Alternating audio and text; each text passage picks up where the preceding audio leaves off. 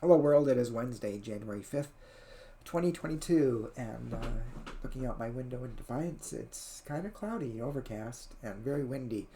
I think they're expecting 20 to 30 mile an hour winds today, with gusts up to maybe 45 miles an hour, so be careful if you go out.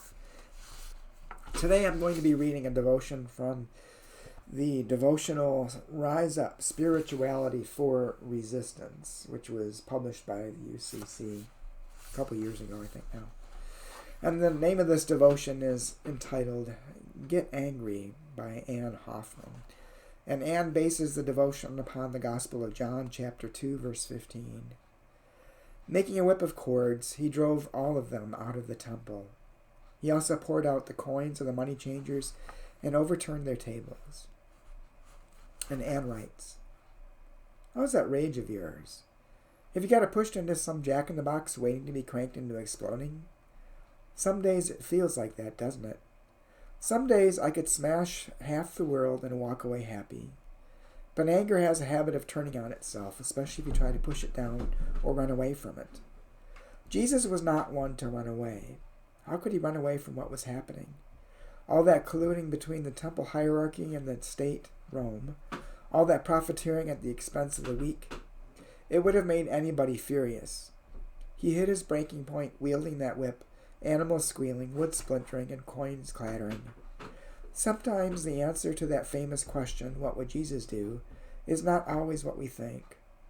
So don't feel like you have to be nice all the time.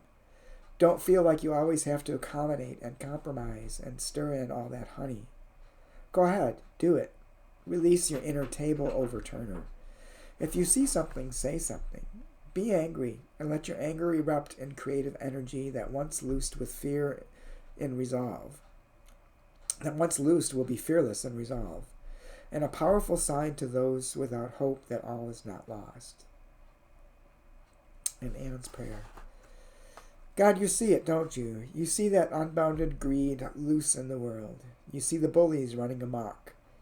Help us get angry to a purpose. Direct our rage like a laser and let us cause enough commotion to call attention, to stir resolve, and catalyze your sleeping people. Amen. Well, for me, this devotion relates to a article I was reading from Assertive Spirituality about dealing with online trolls. And trolls are people who just say things online just to be disruptive, to create anger and division without ever accomplishing anything. And I think, that article and this devotion talks about actually doing something, taking resolve to do something. And one of the things that the article I read said is that you attacked the issue and the behavior and not the person. Don't make it personal, but work on the issue that is occurring and make the issue the focus. And I think that the devotion also highlights that.